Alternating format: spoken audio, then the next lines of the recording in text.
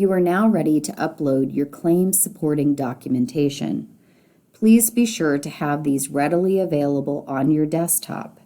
These documents include your proof of paid training receipt and your proof of completion.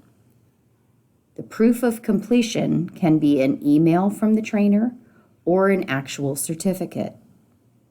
If you took a test as part of the certification process of your training, you will also upload your test scores. Again, it is not important whether or not you passed or failed, it is that you took the test.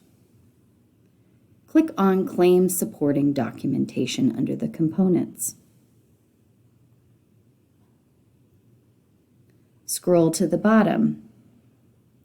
You will see that this area is locked. In order to open the area, you must scroll to the top and click the Add button. Now you can upload files. Let's start with our paid receipt. Label that in the description area. Click the Browse button and upload your receipt.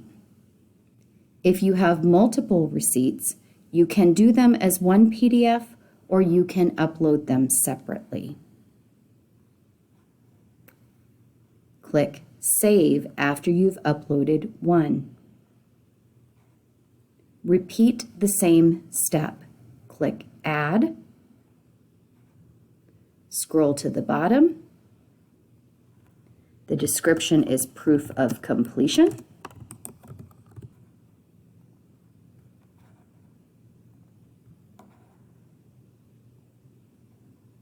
Click Save. Scroll to the bottom. Verify that both are uploaded as PDFs or Word documents. Please refrain from using paint files. This includes GIFs or JPEGs. Mark as complete.